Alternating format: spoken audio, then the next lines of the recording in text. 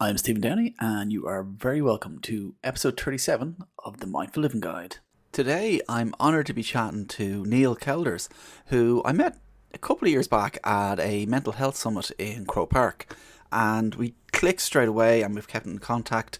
He also is a mental health ambassador for Sea Change, and he's doing amazing work in breaking down the stigma in mental health. And we're going to be chatting about Neil's journey, and I have to give you some trigger warnings. We will be talking about suicidal ideations that Neil has had over the years, and his own journey, which has been very tough at times. But I think what you'll learn from this podcast is the tools that he has put in place to realise that there will be ups and downs in the future, but I have the tools in place to sway back towards the ups.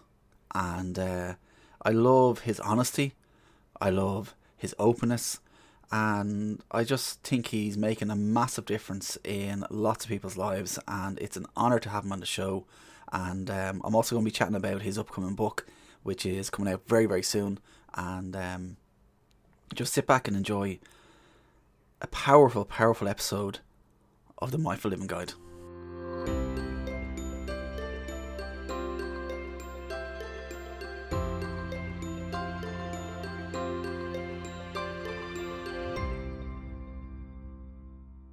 So you're very welcome to this week's episode of the Mindful Living Guide.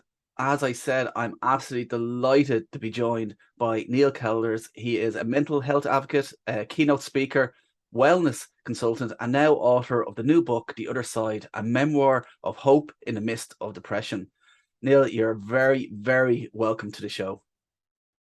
Thank you very much, Stephen. Thank you for having me. It's a pleasure to be here because it's been a while in the making, you could say so, but very, very, very good to be here. It's always great to talk, and I've since I've kicked off my new season of the Mindful Living show, Mindful Living Guide podcast, I've really wanted to talk to more and more men about mental health, because I know through my own story that I didn't talk when I should have talked, and I think by opening up conversations like this, it's going to help more people just feel open to talk about their own difficulties. And I know you're very, very open, and this conversation will probably get deep at times, and be very open about your own time. But can I ask, how are you today? How is Neil at this moment? Neil at this moment is never speaking to you from a platform. So what I mean by that is I'm always in the trenches with you, because if you take a look at my book, my big story is that I still go through my ups and downs, lows and highs, and I'm not bogged down in that anymore.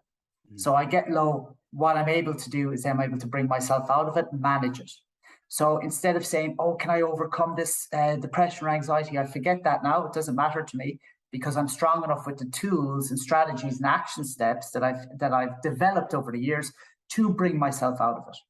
So I'm not consumed in the lows or the anxiety or the overwhelm. I'm ready to move forward. And even today, because actually I went out over the weekend for a drink, and it doesn't always help me. I was a little low today, but I took action today. I went to the gym, I meditated, I kept going, and I know that will turn my day around. Fantastic. And it's so important, because I know that I've talked to people in the past that feel like, yeah, I went through it, I'm grand now, everything's great. And I know, like, we all get those ups and downs, and it's about, like you said, having those tools in place to deal with it. So if we go back to your own story, Neil, and like it's a fascinating read. I've been very, very lucky to have a preview copy of the book to look back, and like in the book you talk about your own struggles, and that for nearly 20 odd years you struggled alone from a teenager. And can you bring us back to there and what it was like then? Yeah, I suppose when you're a child or a teenager, you don't really understand what is happening to you, what's wrong, why you're a little different in a sense. So it's very much, you don't want that to be exposed, you know. And as a teenager, you want to be part of groups, you want to be, you know, sports or just hanging out with your friends around town, things like that. So I grew up in Killarney in County Kerry. So it's a small community as well. So you don't want to stand out. You just want to fall along with your peers. But I always felt a little bit different, a little bit outside. would get these kind of lows, didn't understand what it was. And then I started to think at a young age, I wanted to take my life. I couldn't deal with this. At 15 years of age, I was thinking this, not once a day, but countless times a day. Just roll on 20 years' time when I went to counselling, and the counsellor said to me, "No, Neil, not everybody thinks that way." It was so ingrained in my thought process at a young age that I believed after everybody had that thought, that they wanted to take their life. No, Neil, they don't. And, then what I would do, I write in the book called I Wore a Mask for over 21 years. And when I mean I wore a mask, nobody knew what I went through. Not my mother, not my brothers, not my friends, nobody. And I wore this mask. I was the class clown. I was out with the lads. I was one of the lads making people laugh.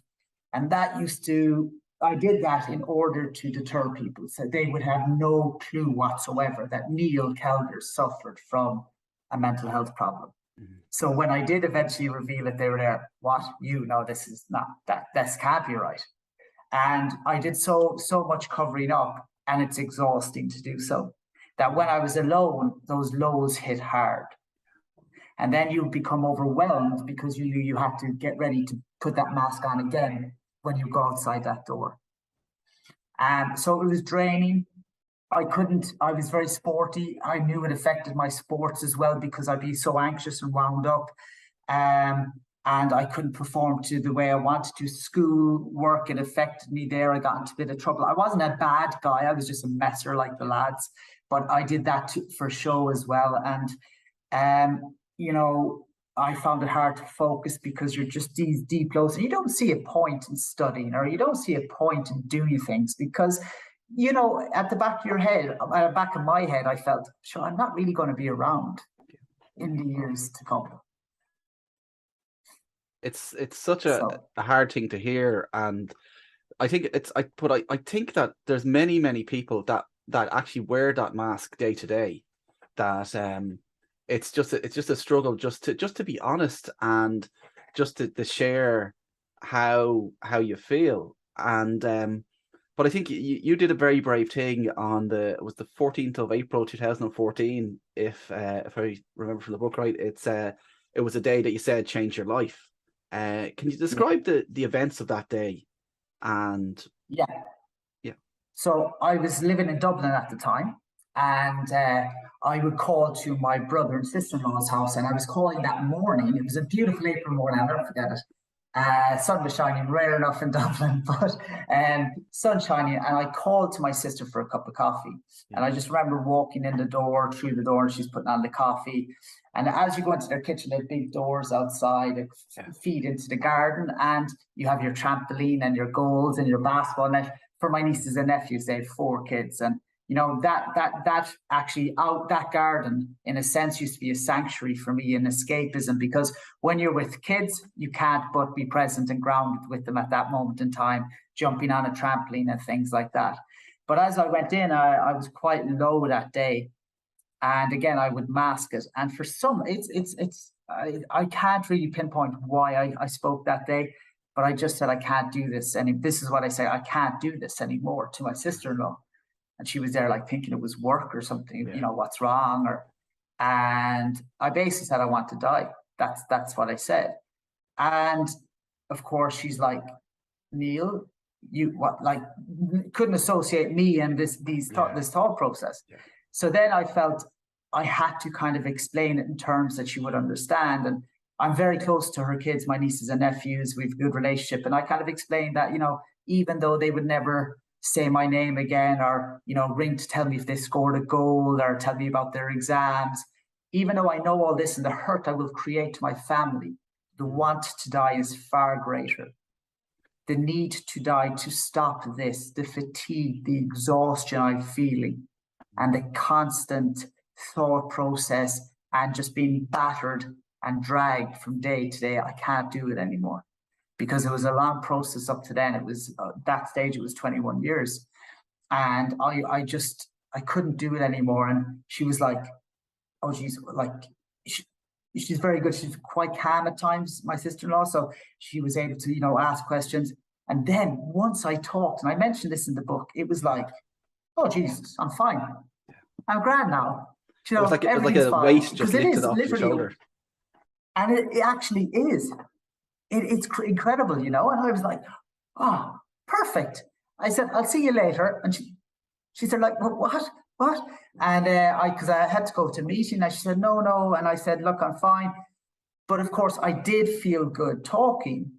But as I would find out later, a week or so later, not even that, again, I was very low. And the problem with that was that I felt I had talked, I had used my get out of jail card, it didn't work, and I couldn't annoy them again. So my voice, this is what I tell people. It's easy for us to tell people to talk. It's the most difficult thing we will ever do, because we're speaking about something we don't fully understand that's happening to us, to someone that probably doesn't go through it and doesn't understand. So there's a disconnect. So we have to be very careful. So talking has to be in the person's own time, but it can be done in many ways. It could be writing an email or writing it down on paper. It can be any form. Yeah. But a lot of times people won't talk. Mm-hmm. People will not talk. And they're the people I'm trying to get to help to see that they can win from within. But talking is vital, but you don't do it once. You do it countless times when you feel you need to, and when you don't even feel you need to, you keep talking. Because people would rather hear your woes than never be able to get the chance to help you or hear that at all. Okay? If we go back, that day was significant, but I'm sure a lot led up to actually that day of chatting to your sister-in-law. And was that something that you tried to do on many occasions, and this just happened to work this day to chat to somebody? No, it never entered my head to chat to someone. No. Because I felt, first of all, maybe I can deal with it. I try, but you actually don't try anything. You don't. Yeah. You just try to, like, for example, I would be in bed for 3 days in darkness, turning phones off, cancelling meetings, making excuses, in total darkness with headphones on, so I couldn't hear or see anything.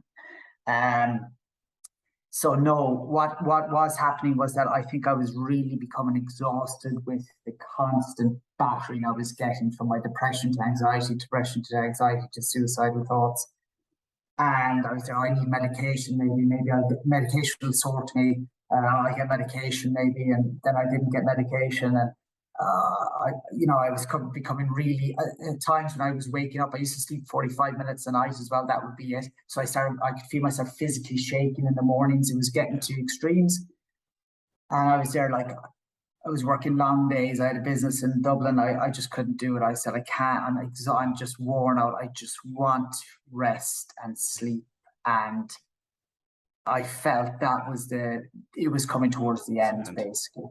And what was the reaction then from your family? Because obviously you told your sister-in-law, I'm sure she told her husband. Can you talk us through what happened next? Yeah. So her husband is my eldest brother. So with family, they mean well, but sometimes they just want to physically direct you and, take control of the situation, which is not what I definitely didn't need at that time. Yeah. And a lot of people don't. And that's why we might be slow to tell family. Sometimes it might be someone just a little bit removed and speak to. So that day I was telling you, I told my sister-in-law, and I said, look, I'm off. She goes, please come back. I said, okay, look, I'll go for 30 minutes. I'll come back. So I came back and I said, before I went, I said, don't tell my brother. Like, yeah, of course you won't tell my brother. So as I came back, I rang their doorbell, and it's kind of funny. They have this big black door with a kind of a window in the middle of it. And I rang the doorbell, and who comes towards the door when I arrived back is my brother. And I'm just there, oh, Jesus, here we go. He's going to be, let's do this. Come on, I got this. But as he opened the door, one of the best moments of my life is he just hugged me. That's it. 10 years older than me, we don't hug. He just hugged me. And I kind of nestled in his shoulder, and I just felt, well, maybe there's a chance things could be okay. And we sat down then, and he had called Pieta House on the way, and they were willing to meet me. But of course, I'm there. There's no need for that. Like, I'm grand now. I'm fine. then I kind of said, okay, he'll come with me, we'll go. But I wasn't doing it for me, I was doing it for them. So I had accepted, I hadn't bought into the process. Hmm. And we went to Pieta House, and very strange experience because this is a facility for people with mental health problems. And I just drive into this big kind of mansion house, and you drive in the driveway and it's just normal. And I'm there, but it should be underground, should go at the darkness of night, covert, operation kind of thing. But you go into a reception and I'm like, okay, this is very strange. And then you give your name and you sit and they ask you if you want a cup of tea and you just wait with everybody else. And you're like, do you not realize what's happening to me, guys? And it's just it's great because it's very normal. Hmm. It's like going to a GP's and they call your name. And then I was brought in and I was kind of assessed by one counsellor. It took me about 2 or 3 counselors to settle in with one that really I clicked with. And that's a big point I want to say. People always say counseling doesn't work for them. Hmm. No, the counselor's a person. They're doing a process. You don't click with the person. That's fine. That is so fine. In life, you don't click with people. Yeah. My third person, she was brilliant. She goes, Neil, I'm going to have to challenge you safely. And that was music to my ears. Because I didn't want to go, when I was 5, I did this. And that she was there. No, let's get to the points. And she was so good that if she didn't, I analyze things and I'll throw things back at her. And if she didn't know, she would say, I'll check that for next time and I'll come back to you. So we could proper discussions, meaningful discussions, things that I needed to look at.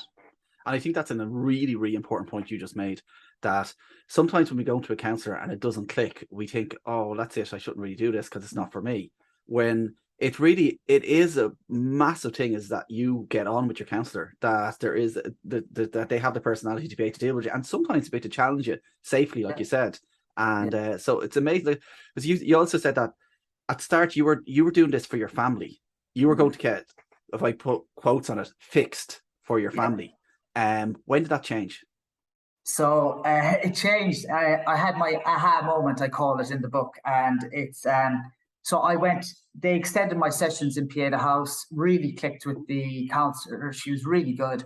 But then at about, I think 20 something sessions in, she goes, Neil, I can't take you anymore. And I knew what she meant because I had run my course with her as in I was just telling her what she wanted to hear at this stage, and she clicked it. And she put her ego aside and she looked at me, the patient in front of her, or the client, or whatever you want to call me. And she goes, I will have to pass you to someone else because I think it's time. And I was there, wow, fair play to her. But yeah, I had run my course with her. I was just telling her what verbal diarrhea, if you want, in a sense, what she wants to hear, that'd be fine. But then I walked out the door and I was on my way home and I had my aha moment. It was that the counselling sessions were brilliant. They were what I needed. And I think we should all do counselling, irrespective if you go through something or not. It's always great to have an objective person just to sound out to. Yeah. And it should be a part of all our lives. And I just felt the counselling was brilliant, but I was in such a turmoil between depression, anxiety, and my thoughts that it was just putting out those fires each week. I needed to step forward, step ahead as well. Mm-hmm. And the only way I do believe that is possible, that all these supports around you will be more beneficial for you, is if you accept and you take responsibility. Yeah, responsibility. The worst word you could ever hear when you're so low or you're so anxious, you're telling me to take responsibility. Are you kidding me? But trust me, I call it win from within, once you take that responsibility, counseling, talking, everything else will just propel you forward even more. Wow. And there's some tools I coached over, some of the stuff that you took on to challenge yourself after that. Can you talk to me about your stand-up comedy career? So improvisers don't like to say comedy, they call it improvisation. So I always kind of had a yearning to do a bit of acting and write. I love writing and acting and stuff like that. And if you know improv comedy, it's one of the you're really putting yourself on a stage, exposing yourself. So the idea with improv is that you will be on stage eventually. You learn the tools, but you'll be on stage eventually, and the audience gives you a word, and you non-scripted go about your scene. But there's beautiful tools within that I learned to use in my daily life. It gave me so much confidence. I met so many, like-minded people, gave me so much confidence. But there's a tool called yes and. So if I'm on stage with you, Stephen, and someone says, "Oh, there's a pink elephant," and if you say no, sure, the scene's gone, right? You can't really develop that. But if you say yes, and he's flying in the corner of the sky or whatever, we can develop it. Yeah. So I've always found myself saying no to things because I didn't want to get out there and maybe the mask would fall. Yeah. But then I started saying yes, and it opens up a world of opportunity to you. You can always go back then afterwards and say, no, I don't want to, but give things a try. And that was one of the things I learned from improv. And we had such good fun. And then I did acting courses as well. And I just found that in my life, I wasn't really doing things that I wanted to do because we live in a should society, detrimental to our health. And I'm a firm believer that a lot of depression comes from traumas we have in our life. I'm a firm believer in that. And we have the power within us to change that. And you have to believe that. You should be living towards your values. And as I did improv and acting, I was finding my values and living more towards them. One thing I found through the book as well is that before all these breakthroughs, that you had a sense that you were on your own. And the ironic thing is that so many other people out there feel they're on their own, but we're not. We're all together, and we all have these issues. Do you think that kind of common humanity made a big difference to you, that realizing that you weren't on your own, you weren't the only person that had these struggles, and that there was help there? Yeah, totally. Like, that I work with like companies and agencies as well. And I always ask them a question. And one of the biggest questions, so I always say, what's your number one question on mental health? And they come back and I realize that people want to help. How can I help someone? How can I help someone that's struggling? So like when I revealed my story, I revealed it to a blog, the countless number of people that I didn't even know messaging me and opening up because of what I was doing. And saying, if you need any support, man, I'm here for you, any help. People that like far removed from me. So there are people that want to help. It's thinking you're alone, that you're the only one struggling, because what we see everybody seems to be going in a straight line, living the life they want, and they're smiling through life, they're swimming through life, but we're struggling, going around in this circle, this loop constantly, like a hamster, and there's no end in sight. So what you do feel is, because you don't talk, you don't hear about anybody else's, what I found is that if you do hear about other people's experiences, they're on this platform, they're okay, they've overcome their struggles. Mm-hmm. That I've gone to a lot of speakers and they've overcome their struggles, and that has distanced me from them straight away, because I'm in the trenches. That's good for you, dude, but you're not giving me anything here. I'm still stuck, so I'm the only one still stuck. That's what I felt. Right, of course.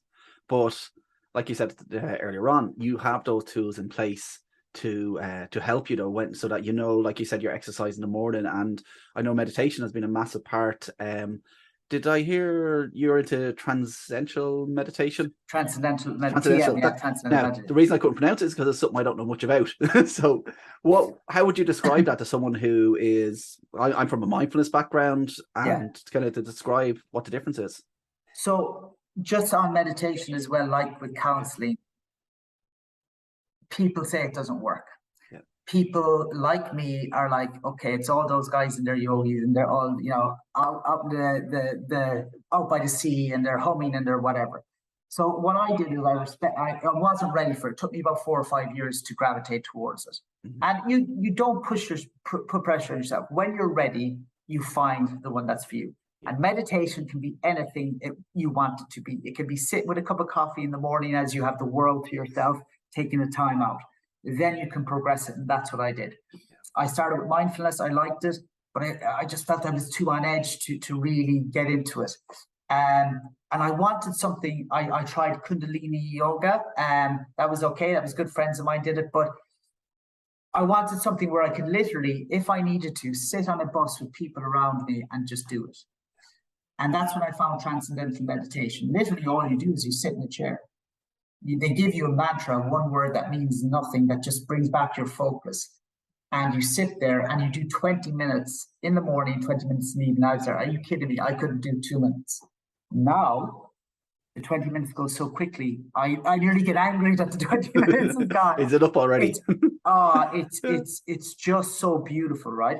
Yeah. And what it does is it literally it calms me. Because in the morning when you wake up, we have all these thoughts. I can feel myself on edge, and it calms me. It just gives me that calm. What I think of it is like, say if I was driving my car and I left someone out on the side road, and usually if they didn't say thank you, I'd be like, what are you doing? I hate you. And my day is ruined, whereas they're gone about their day. But what it does is I find a transcendental meditation, just as I'm about to react, it calms me. It disconnects. And it gives you that pause, that gap gives you the pause. in between. Exactly. And I just feel calm. And I can feel my head calm. You know, at the end of it, sometimes when I'm doing meditation, I'm there, no, I can't do this, I can't do. And then just as over the time, just starts to calm, and it's beautiful. And what I do sometimes then is, because what our day, we are on automatic. If you plan your day, we're on automatic. You're going talking to me now, you're going to do this next, do this, you go to family, you go to work, you do this. We don't stop. We don't pause. We don't enter our days with intention either. What meaning do we want to garner from each thing? So what I do with the transcendental meditation is, so after my talk with you, I'll just stop for a minute, close my eyes, and I won't do my mantra, I'll do release. So what I'll do is I'll just repeat release in my head, close my eyes, and I'll focus maybe on my jaw just to release the tension, maybe the knot in my stomach, release the tension, in general, my body, do for 3 minutes, and then go about my next activity. So what I'm doing is, even though you don't think you might be stressed, during the day you are stressed without realizing it, just releasing it. You're just releasing these little stresses throughout the day. And that's what I try to do. And it's a big part of my life.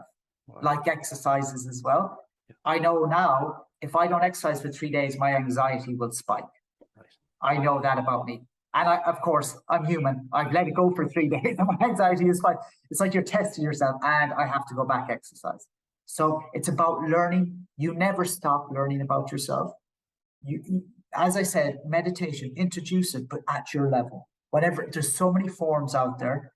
Find the 1, 2, 3 minutes for you, and you will build in it. Okay? I see what I'm getting sensing from you as well is a lot of acceptance of your journey and acceptance of where you are now. Would that be right? You have to. If you don't accept something, you can't honestly, truly address it. And that's what I realized. That was that aha moment when I left the house. It was the acceptance. I have to take responsibility. And it's hard. And sometimes you want to just, I'm going to say it, sometimes you just want to be the victim constantly, in a sense, because it seems easier, this comfort zone that actually destroys us.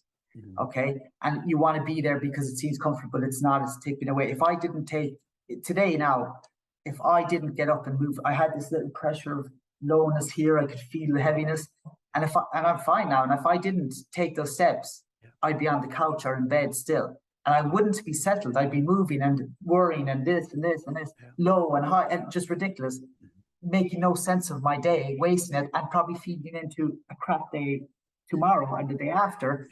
Whereas now I'm doing this, being productive with you and being productive after. I've taken control. I might not be as productive as I want to be today, but I'm still productive.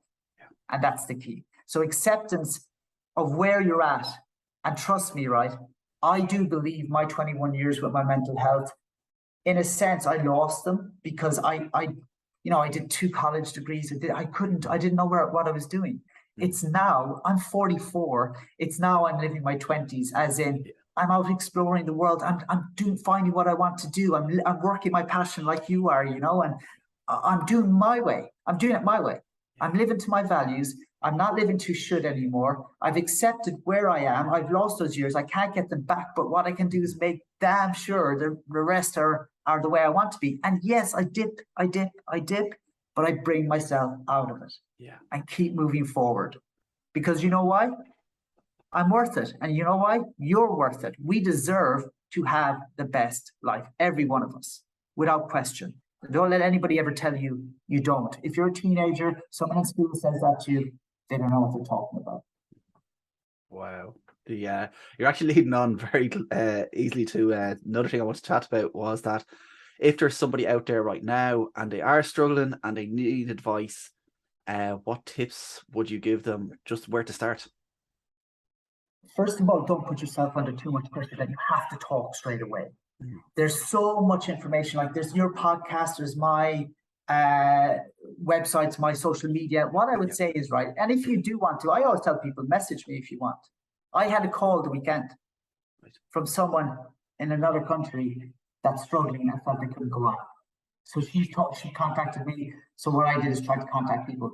Do make contact if you can. If you don't want to talk, find people that you resonate with online and see what advice they give and put one small change into action. Okay, one small change. If you don't want to talk right now, then go out and meditate or go for a walk, get fresh air.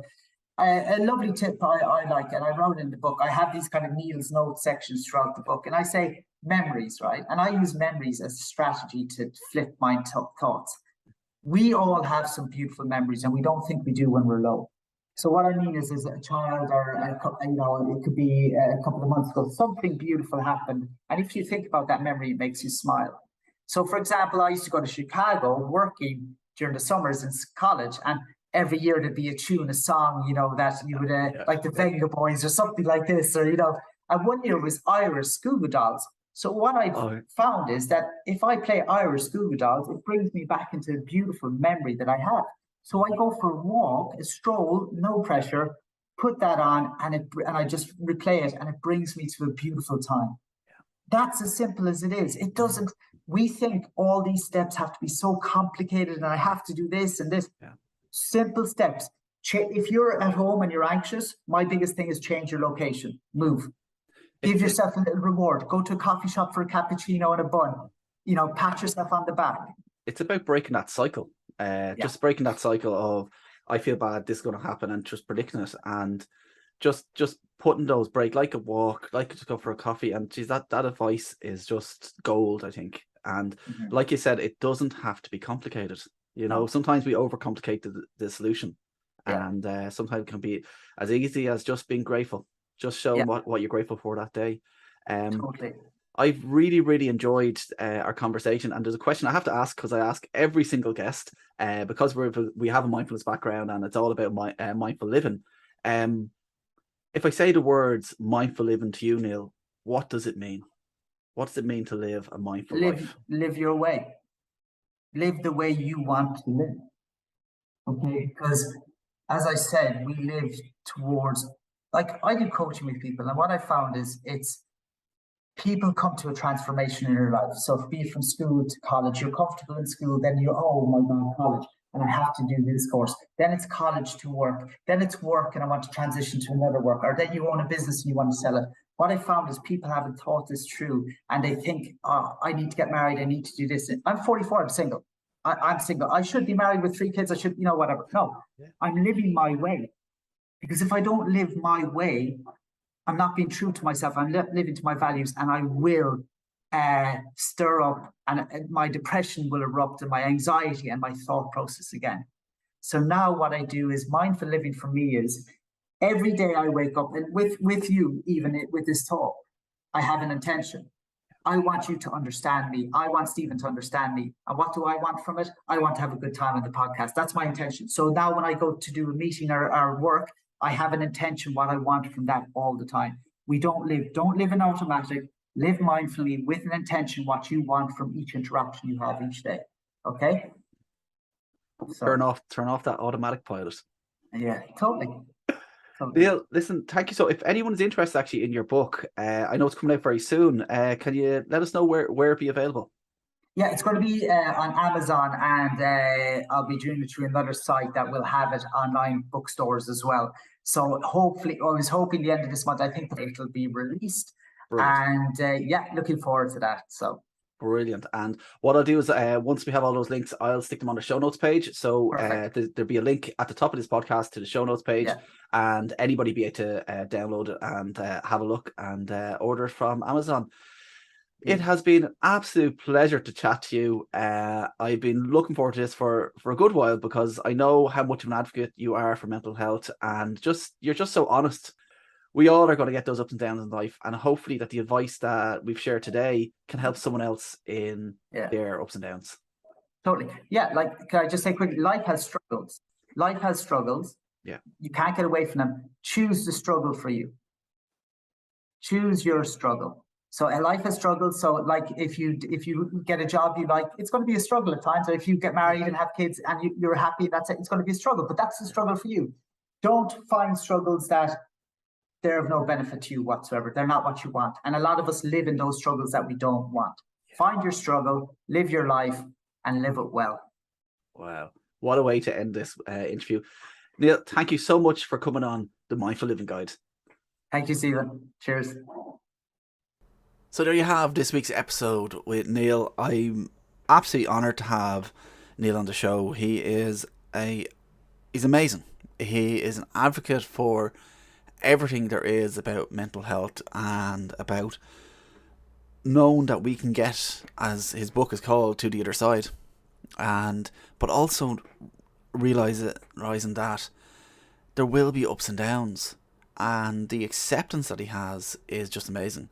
But I think that's down to the tools that he has in place, the tools to know how to break that pattern, how to disconnect from any negative patterns that he might have.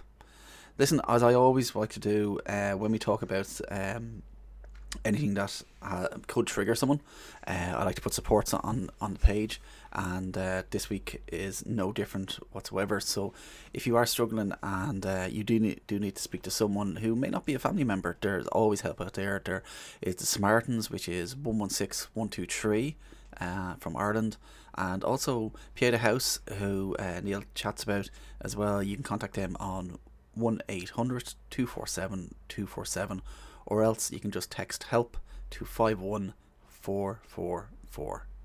Listen, thank you so much for taking your time to listen to the Mindful Living podcast and helping us to grow and grow each week. It's an absolute honour to be able to share conversations like this that will help people navigate the ups and downs of their life. I'm Stephen Downey, and this has been the Mindful Living Guide.